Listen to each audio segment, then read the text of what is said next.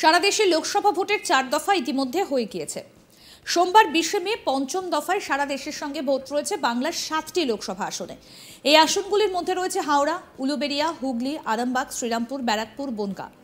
এরই মধ্যে পাটনায় বাংলার মুখ্যমন্ত্রী মমতা বন্দ্যোপাধ্যায় সম্পর্কে বিস্ফোরক মন্তব্য করলেন কেন্দ্রীয় মন্ত্রী গিরিরাজ সিং। তিনি বলেন, বাংলাকে মুসলিম রাজ্যে পরিণত করতে চাইছেন মুখ্যমন্ত্রী মমতা বন্দ্যোপাধ্যায়। একই সঙ্গে তার অভিযোগ, বাংলায় কোনো গণতন্ত্র নেই, সেখানে গণতন্ত্রের বদলে স্বৈরতন্ত্র চালান মমতা। এই প্রসঙ্গে উত্তর কোরিয়ার একনায়ক স্বৈরাচারী শাসক কিম জং উনের সঙ্গে মমতা বন্দ্যোপাধ্যায়ের তুলনা করেছেন গিরিরাজ সিং। প্রসঙ্গত বলি, বিহারের বেগুসরাই লোকসভা থেকে এবার লড়ছেন গিরিরাজ সিং, যার প্রচারে পাটনায় হাজির হয়ে সিং অভিযোগ করেন, ইন্ডিয়া জোটের নেতারা চেষ্টা করছেন কিভাবে দেশে ইসলামিক শাসন জারি করা যায়। কংগ্রেস নেতা রাহুল গান্ধী, আরজেডি প্রধান লালু প্রসাদ যাদব সব সময় নিজেদের দেশের সংখ্যালঘু সম্প্রদায়ের সহমর্মী বলে দাবি করেন। এমন অভিযোগও করেছেন গিরিরাজ। কি বলছেন কেন্দ্রীয় মন্ত্রী গিরিরাজ সিং, শুনবো।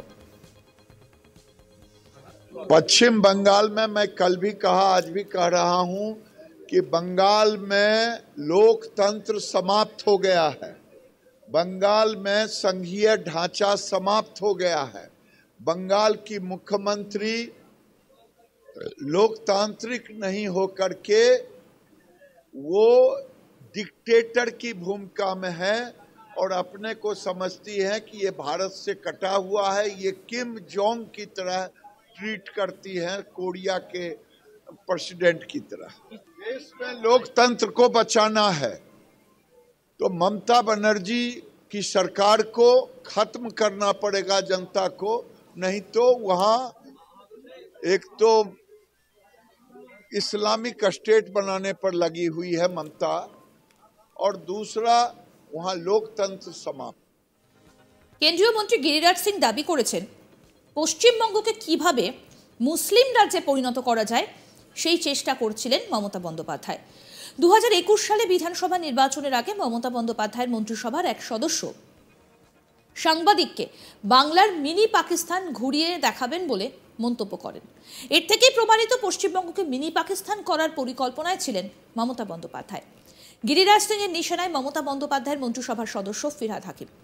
প্রসঙ্গত, কিছুদিন আগেই রাজ্যের মন্ত্রী তথা কলকাতার মেয়র ববি হাকিম এই মিনি পাকিস্তান মন্তব্য করে বিতর্কে জড়ান। পাকিস্তানের ডন সংবাদপত্রের এক সাংবাদিককে দেওয়া একান্ত সাক্ষাৎকারে ববি হাকিম মন্তব্য করেন, তার নিজের নির্বাচনী কেন্দ্রকে মিনি পাকিস্তান বলে মন্তব্য করেন। এরপরেই তার সাক্ষাৎকার ওই সংবাদপত্রে প্রকাশিত হয়। খবরের হেডলাইন ছিল, canvassing in mini Pakistan of Kolkata. এই খবরটি রাতারাতি ভাইরাল হয়ে যায় সোশ্যাল মিডিয়ায়। ববির নির্বাচনী কেন্দ্রে উর্দু ভাষায় লেখা ও প্রচার দেখে ওই পাকিস্তানি সাংবাদিক লেখেন, এটা সত্যি মিনি পাকিস্তান।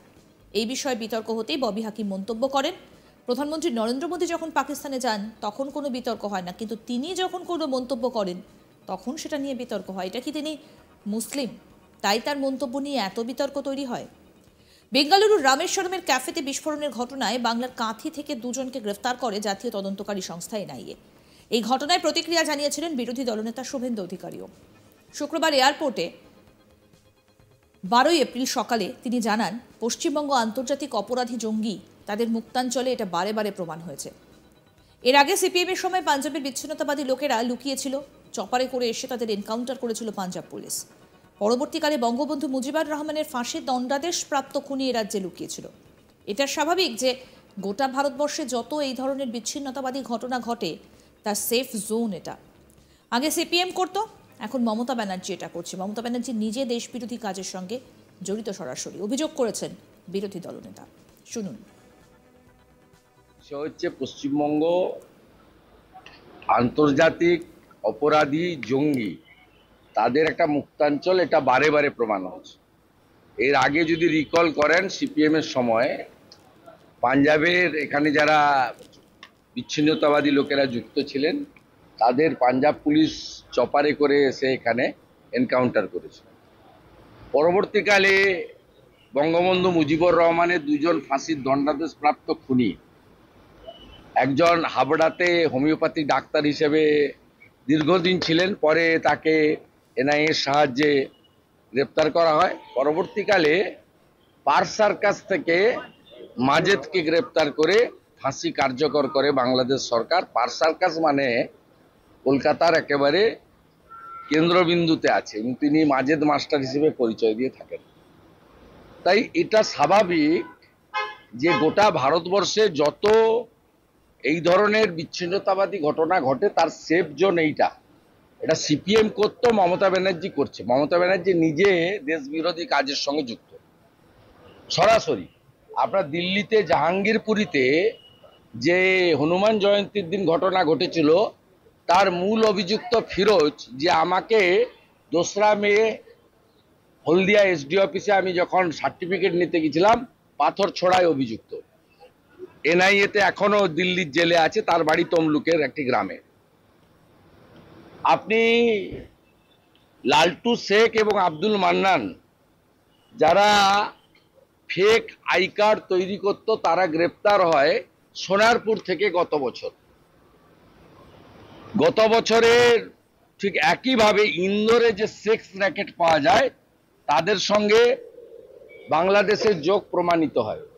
এইখানে মানে রাষ্ট্র বিরোধী একটি রাজ্য সরকার থাকার জন্য তাদের পুলিশকে কার্যত পার্টির ক্যাডারে পরিণত করে পুলিশের যে নিজস্ব ফাংশনিং আছে সেটা করতে না দেওয়ার কারণে পশ্চিমবঙ্গের আজকে এই অবস্থা হয়েছে।